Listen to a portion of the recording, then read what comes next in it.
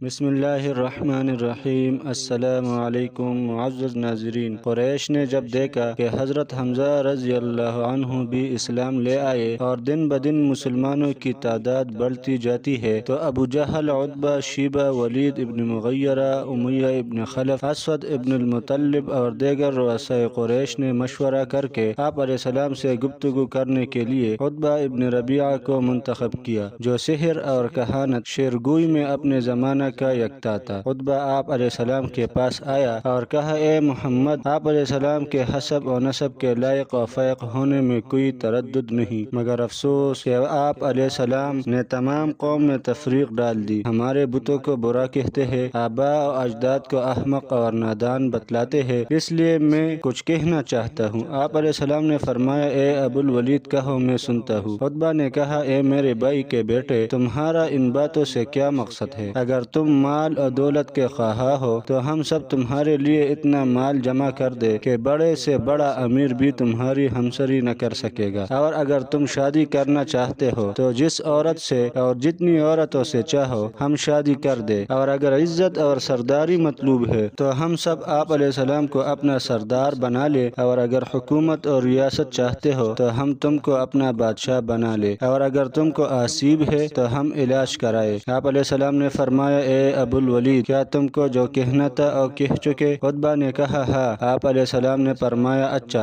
اب جو میں کہتا ہوں وہ سنو۔ مجھ کو نہ مال اور دولت درکار ہے اور نہ تمہاری حکومت اور سرداری مطلوب ہے، میں تو اللہ کا رسول ہوں۔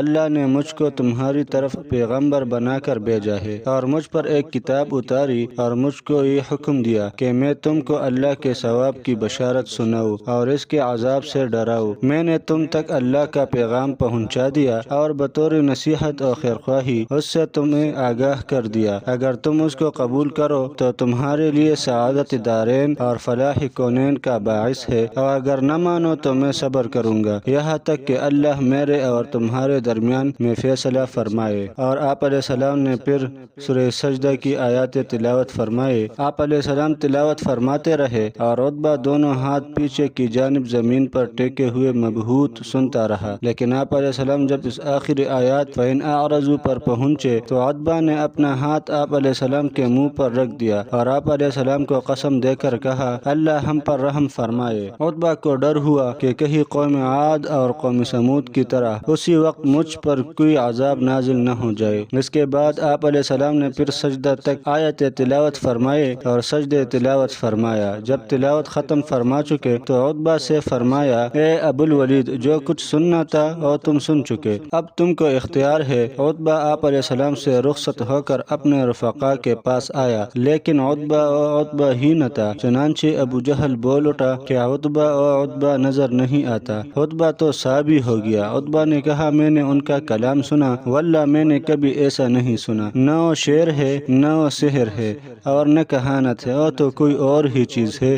اے قوم، اگر تم میرا کہنا مانو تو محمد صلی اللہ علیہ وسلم کو ان کے حال پر چھوڑ دو۔ خدا کی قسم، جو کلام میں ان سے سن کر آیا ہوں، ان قریب اس کی ایک شان ہوگی۔ اگر عرب نے ان کو ہلاک کر دیا تو پھر تمہیں کسی فکر کی ضرورت ہی نہیں، اور اگر محمد صلی اللہ علیہ وسلم عرب پر غالب آئے تو ان کی عزت تمہاری عزت ہے اور ان کی حکومت تمہاری حکومت ہے، اس لیے کہ وہ تمہاری ہی قوم کے ہے۔ قریش نے کہا، اے ابو الولید، محمد صلی اللہ علیہ وسلم نے تم پر سحر کر دیا ہے۔ عتبہ نے کہا، میری رائے تو یہی ہے، تم جو چاہو وہ کرو۔